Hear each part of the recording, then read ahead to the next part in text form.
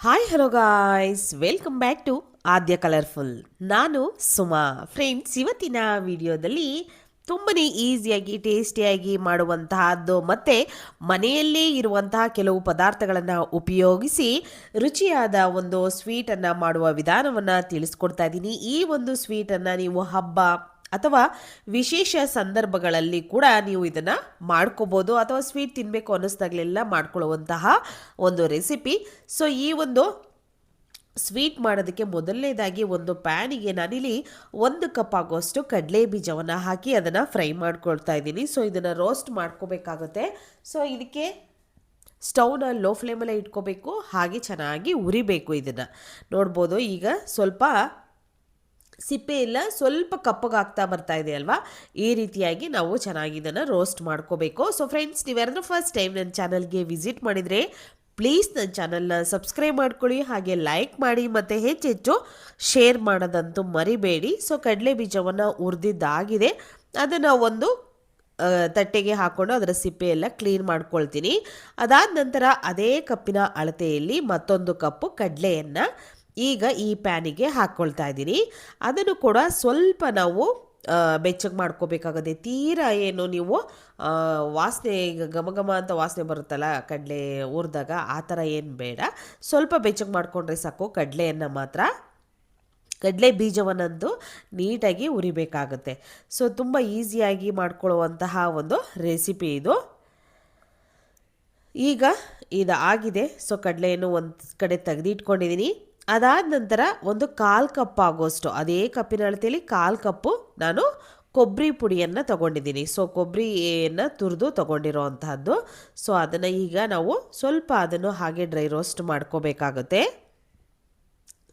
ಈ ರೀತಿಯಾಗಿ ಮಾಡ್ಕೊಂಡ ನಂತರ ಸ್ವಲ್ಪ ಬಿಸಿಯಾಗಲಿ, ತೀರಾ ಕಲರ್ ಎಲ್ಲ ಚೇಂಜ್ ಆಗೋ ಥರ ಎಲ್ಲ ಮಾಡ್ಕೊಳಕ್ಕೆ ಹೋಗಬೇಡಿ. ಸ್ವಲ್ಪ ಕಲರ್ ಚೇಂಜ್ ಆದರೆ ಸಾಕು. ಕೇವಲ 3 ಪದಾರ್ಥಗಳನ್ನು ಬಳಸಿ ಮಾಡುವ ಕಡಿಮೆ ಸಮಯದಲ್ಲಿ ಈ ಬರ್ಫಿಯನ್ನು ತಯಾರಿಸಿ ಖಂಡಿತವಾಗ್ಲೂ ಈಸಿಯಾಗಿ ಮಾಡ್ಕೊಳ್ಳುವಂಥದ್ದು. ತುಂಬಾ ಈಸಿ ಇರುತ್ತೆ, ಟೇಸ್ಟಿಯಾಗಿ ಇರುತ್ತೆ. ನಂತರ ಇವಾಗ ಇಲ್ಲಿ ಒಂದು ಪ್ಯಾನಿಗೆ ನಾನು 1 ಕಪ್ ಆಗೋಷ್ಟು ಬೆಲ್ಲವನ್ನು ಸೇರಿಸ್ಕೊಳ್ತಾ ಇದ್ದೀನಿ. ಬೆಲ್ಲಕ್ಕೆ ಒಂದು 2ರಿಂದ 3 ಟೇಬಲ್ ಸ್ಪೂನ್ ಆಗೋಷ್ಟು ನೀರನ್ನು ಸೇರಿಸ್ಕೊಳ್ತಾ ಇದ್ದೀನಿ. ಅಷ್ಟು ನೀರನ್ನು ಹಾಕಿ ಚೆನ್ನಾಗಿ ಮಿಕ್ಸ್ ಮಾಡ್ಕೊಳ್ಳೋಣ. ಅದನ್ನು ಕರಗೋದಕ್ಕೆ ಬಿಟ್ಬಿಡೋಣ. ಜಾಸ್ತಿ ನೀರು ಹಾಕ್ಕೊಳ್ಳೋಕೆ ಹೋಗಬೇಡಿ, ತೀರಾ ತೆಳ್ಳಗಾಗ್ಬಿಡುತ್ತೆ. ಸೊ ಅದಕ್ಕೋಸ್ಕರ ನೀರು ನೋಡಿಕೊಂಡು ಸೇರಿಸ್ಕೊಳ್ಳಿ. ಇವಾಗ ಇಷ್ಟು ನೀರನ್ನು ಹಾಕಿದ್ದೀನಿ, ಇದು ಇಷ್ಟೇ ಸಾಕಾಗುತ್ತೆ ಬೆಲ್ಲ ನೀಟಾಗಿ ಕರಗೋದಕ್ಕೆ. ಕಡಲೆಯನ್ನು ಈ ರೀತಿಯಾಗಿ ರೋಸ್ಟ್ ಮಾಡಿ ಇಟ್ಕೊಂಡಿರೋ ಅಂಥದ್ದನ್ನು ಇವಾಗ ಮಿಕ್ಸಿ ಜಾರ್ಗೆ ಹಾಕ್ಕೊಳ್ಳೋಣ. ಪೂರ್ತಿಯಾಗಿ ತಣ್ಣಗಾಗಬೇಕು. ತಣ್ಣಗಾದಮೇಲೆ ನೀವು ಈ ಕಡಲೆಯನ್ನು ಪೌಡರ್ ಮಾಡ್ಕೊಂಬರ್ಬೇಕಾಗತ್ತೆ. ಸೊ ಈಗ ಪೌಡರ್ ಮಾಡ್ಕೊಂಬಂದಿದ್ದೀನಿ. ಬಂದಿರುವಂತಹ ಒಂದು ಕಡಲೆ ಹಿಟ್ಟನ್ನು ಒಂದು ತಟ್ಟೆಗೆ ಹಾಕಿ ಒಂದು ಸೈಡು ತೆಗೆದಿಟ್ಕೊಳ್ಳೋಣ. ಹಾಗೆ ಕಡಲೆ ಬೀಜವನ್ನು ನೋಡ್ಬೋದು, ಕಡಲೆ ಬೀಜ ಸಿಪ್ಪೆ ಎಲ್ಲ ಕ್ಲೀನ್ ಮಾಡಿ ನಾನು ತೆಗೆದಿಟ್ಕೊಂಡಿದ್ದೀನಿ, ಒಂದು ತಟ್ಟೆಗೆ ಹಾಕ್ಕೊಂಡಿದ್ದೀನಿ. ಸೊ ಇದನ್ನು ಕೂಡ ಈಗ ಮಿಕ್ಸಿ ಜಾರಿಗೆ ಹಾಕ್ಕೊಂಡು ಪೌಡರ್ ಮಾಡ್ಕೊಂಬರ್ಬೇಕಾಗತ್ತೆ. ಸೊ ಸಿಪ್ಪೆ ನೀವು ಉಪಯೋಗಿಸ್ತೀರಾ ಅಂದರೆ ಖಂಡಿತ ಸಿಪ್ಪೆ ಸಮೇತನೂ ಕೂಡ ಉಪಯೋಗಿಸ್ಕೊಳ್ಬೋದು, ಅಥವಾ ಬೇಡ ಅನ್ನೋದಾದರೆ ಇದನ್ನು ಸ್ಕಿಪ್ ಮಾಡ್ಬೋದು. ನೀವು ಸಿಪ್ಪೆಯನ್ನು ತೆಗೆದುಬಿಟ್ಟು ನೀವು ಈ ರೀತಿಯಾಗಿ ಹಾಕ್ಕೊಳ್ಬೋದು. ನೋಡಿ, ಈಗ ಕಡಲೆ ಬೀಜವನ್ನು ಕೂಡ ಮಿಕ್ಸಿ ಜಾರ್ಗೆ ಹಾಕ್ಕೊಂಡಿದ್ದೀನಿ. ಇದನ್ನು ಕೂಡ ನಾವು ನುಣ್ಣಗೆ ಪೌಡರ್ ಮಾಡ್ಕೊಂಬರೋಣ.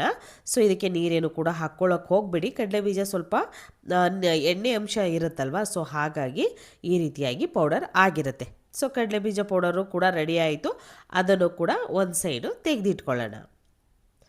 ಈ ರೀತಿಯಾಗಿ ಆಗಿದೆ, ನೋಡ್ಬೋದು ನೀವು ಕೂಡ.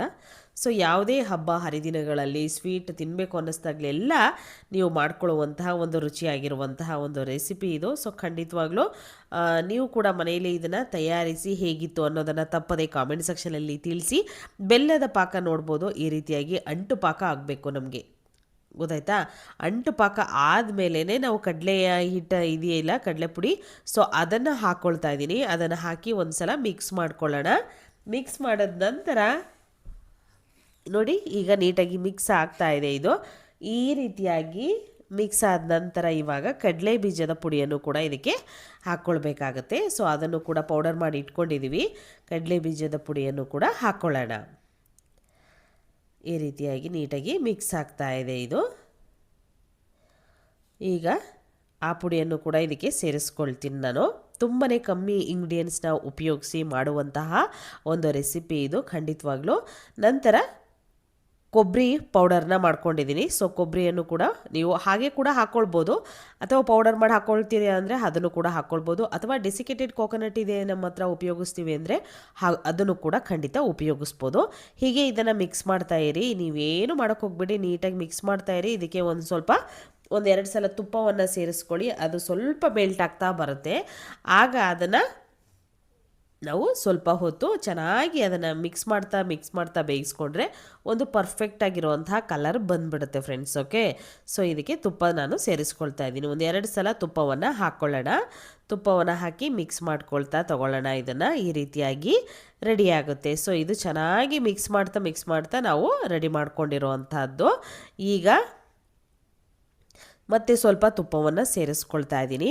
ತುಪ್ಪವನ್ನು ಹಾಕಿ ಒಂದು ಸಲ ಮಿಕ್ಸ್ ಮಾಡಿಕೊಂಡ್ರೆ ನೀಟಾಗಿ ಇದು ಸ್ಟವ್ ಏನಿದೆ ಇದು ಪ್ಯಾನಿನ ತಳ ಬಿಡ್ತಾ ಇರಬೇಕು, ಆಗ ನಾವು ಪರ್ಫೆಕ್ಟಾಗಿ ಇದು ಆಗಿದೆ ಅಂತ. ಸೊ ಇದನ್ನು ಹೀಗೆ ಮಿಕ್ಸ್ ಮಾಡ್ಕೊಳ್ತಾ ತಗೊಳ್ಳೋಣ. ಸ್ವಲ್ಪ ಗಟ್ಟಿ ಆಗ್ತಾ ಬರುತ್ತೆ ಅದು ಕೂಡ. ನಂತರ ನೀವು ಇದನ್ನು ಒಂದು ಟ್ರೇಗೋ ಅಥವಾ ಒಂದು ತಟ್ಟೆಗೋ ಹಾಕ್ಕೊಳ್ಬೋದು. ಈಗ ಈ ರೀತಿ ಆಗಿದೆ. ಸೊ ಇದಕ್ಕೆ ಮತ್ತೆ ಸ್ವಲ್ಪ ತುಪ್ಪವನ್ನು ಸೇರಿಸ್ಕೊಂಡಿದ್ದೀನಿ. ಈಗ ಮಿಕ್ಸ್ ಮಾಡಿಕೊಂಡು ತಗೊಳ್ಳೋಣ. ಈ ರೀತಿಯಾಗಿ ಮಿಕ್ಸ್ ಮಾಡ್ಕೊಳ್ಳೋಣ. ಸೊ ಯಾವುದೇ ರೀತಿಯಾಗಿ ಸಮಸ್ಯೆ ಅಂತೂ ಆಗೋದಿಲ್ಲ, ಬರ್ಫಿ ಅಂತೂ ಪರ್ಫೆಕ್ಟಾಗಿ ಬರುತ್ತೆ ಖಂಡಿತವಾಗ್ಲೂ, ಒಂದು ಚೂರು ಕೂಡ ಮಿಸ್ ಆಗೋದಿಲ್ಲ. ನೀವು ಕೂಡ ಮನೆಯಲ್ಲಿ ಇದೇ ರೀತಿಯಾಗಿ ಕಮ್ಮಿ ಪದಾರ್ಥಗಳನ್ನು ಉಪಯೋಗಿಸಿ ಮಾಡಿರುವಂಥ ರುಚಿಯಾದ ಬರ್ಫಿಯನ್ನು ತಯಾರಿಸಿ, ಇಷ್ಟ ಇತ್ತೋ ಇಲ್ವೋ ಅಥವಾ ಹೇಗಿತ್ತು ಅನ್ನೋದನ್ನು ತಪ್ಪದೇ ಕಾಮೆಂಟ್ ಸೆಕ್ಷನಲ್ಲಿ ತಿಳಿಸೋದಂತೂ ಮರಿಬೇಡಿ. ಸೊ ಮತ್ತೆ ಇನ್ನೊಂದು ಚೂರು ತುಪ್ಪ ಹಾಕ್ಕೊಳ್ತಾ ಇದ್ದೀನಿ. ತುಪ್ಪ ಏನು ಜಾಸ್ತಿ ಏನು ಉಪಯೋಗಿಸಲ್ಲ, ಸ್ವಲ್ಪನೇ ನಾನು ಹಾಕ್ಕೊಳ್ತಾ ಇರೋದು. ನಿಮಗೆ ಬೇಕು ಅಂತಂದರೆ ಹಾಕ್ಕೊಳ್ಳಿ, ಇಲ್ಲ ತುಪ್ಪ ಹಾಕಲಿಲ್ಲ ಅಂದರೂ ಕೂಡ ಪರ್ಫೆಕ್ಟಾಗಿ ಬರುತ್ತೆ. ಈಗ ನೋಡ್ಬೋದು ತಳ ಎಲ್ಲ ಬಿಡ್ತಾ ಇದೆ, ಇದು ಚೆನ್ನಾಗಿ ಆಗಿದೆ. ಈ ರೀತಿಯಾಗಿ ಆದರೆ ಪರ್ಫೆಕ್ಟಾಗಿ ಆಗಿದೆ ಅಂತ. ಸೊ ಈಗ ಆಗಿರೋವಂಥದ್ದಕ್ಕೆ ಸ್ವಲ್ಪ ನಾನು ಏಲಕ್ಕಿ ಪುಡಿಯನ್ನು ಸೇರಿಸ್ಕೊಂಡು ಚೆನ್ನಾಗಿ ಈಗ ಮಿಕ್ಸ್ ಮಾಡ್ಕೊಳ್ತೀನಿ. ಏಲಕ್ಕಿ ಪುಡಿಯನ್ನು ಹಾಕಿ ಮಿಕ್ಸ್ ಮಾಡಿದ ನಂತರ ಈಗ ಒಂದು ಟ್ರೇಗೆ ನಾನು ತುಪ್ಪವನ್ನು ಸವರಿ ಇಟ್ಟಿದ್ದೀನಿ. ಅದಕ್ಕೆ ಇವಾಗ ಈ ಬರ್ಫಿಯನ್ನು ಹಾಕ್ಕೊಳ್ತೀನಿ. ಸೊ ಹಾಕಿದ ನಂತರ ಇದನ್ನು ಮೇಲ್ಗಡೆಯಾಗಿ ನೀವು ಬೇಕು ಅಂದರೆ ಇದಕ್ಕೆ ಡ್ರೈ ಫ್ರೂಟ್ಸ್ ಕೂಡ ನೀವು ಆ್ಯಡ್ ಮಾಡ್ಕೋಬೋದು. ನಿಮಗೆ ಇಷ್ಟ ಇತ್ತು ಅಂದರೆ ಖಂಡಿತ ನೀವು ಹಾಕ್ಕೊಡಿ, ಇಲ್ಲ ಅಂತಂದರೆ ಸ್ಕಿಪ್ ಮಾಡಿ. ಸೊ ಅದನ್ನು ನೀಟಾಗಿ ಮೇಲ್ಗಡೆ ಎಲ್ಲ ಸಮ ಮಾಡಿದ ನಂತರ ಒಂದು 10 ನಿಮಿಷ ಬಿಟ್ಟು ಈ ರೀತಿಯಾಗಿ ನಾನು ಕಟ್ ಮಾಡ್ಕೊಳ್ತಾ ಇದ್ದೀನಿ. ಸೊ ಇನ್ನೂ ಸ್ವಲ್ಪ ಡ್ರೈ ಆಗಬೇಕು, ಅದಕ್ಕೆ 10 ನಿಮಿಷ ಬಿಟ್ಟ ನಂತರ, ಯಾಕೆಂದರೆ ಆಮೇಲೆ ತೀರಾ ಗಟ್ಟಿ ಆಗಿಬಿಟ್ರೆ ಅದನ್ನು ನೀವು ಕಟ್ ಮಾಡ್ಕೊಳಕ್ಕಾಗಲ್ಲ ಅಂತ ಹೇಳಿ ನಾನು ಫಸ್ಟೇ ಕಟ್ ಮಾಡಿ ತೋರಿಸ್ತಾ ಇದ್ದೀನಿ. ಈ ರೀತಿಯಾಗಿ ಕಟ್ ಮಾಡಿದ ನಂತರ ಇದನ್ನು ಒಂದು 5 ನಿಮಿಷ ನೀವು 5ರಿಂದ 10 ನಿಮಿಷ ರೆಸ್ಟಿಗೆ ಬಿಟ್ಬಿಡಿ. ಕರೆಕ್ಟಾಗಿ ಪರ್ಫೆಕ್ಟ್ ಆಗಿರುವಂತಹ ಒಂದು ಕನ್ಸಿಸ್ಟೆನ್ಸಿಗೆ ಬಂದುಬಿಡುತ್ತೆ. ಆಗ ಆಗಿರುವಂತಹ ಒಂದು ಸ್ವೀಟನ್ನು ನೀವು ತಟ್ಟೆಗೆ ಸರ್ವ್ ಮಾಡ್ಕೋಬೋದು. ಈಗ ನಾನು ಕೂಡ ತಟ್ಟೆಗೆ ಸರ್ವ್ ಮಾಡ್ಕೊಂಡಿದ್ದೀನಿ. ಸೊ ನೀವು ಕೂಡ ನೋಡ್ಬೋದು, ತುಂಬಾ ಈಸಿಯಾಗಿರುವಂತಹ ಬರ್ಫಿ ರೆಡಿಯಾಗಿದೆ. ಸೊ ಇವತ್ತಿನ ವಿಡಿಯೋ ಇಷ್ಟ ಆಗಿದ್ರೆ ಚಾನಲ್ನ ಸಬ್ಸ್ಕ್ರೈಬ್ ಮಾಡ್ಕೊಳ್ಳಿ, ಲೈಕ್ ಮಾಡಿ, ಹೆಚ್ಚು ಶೇರ್ ಮಾಡಿ. ಬಾಯ್, ಸಿ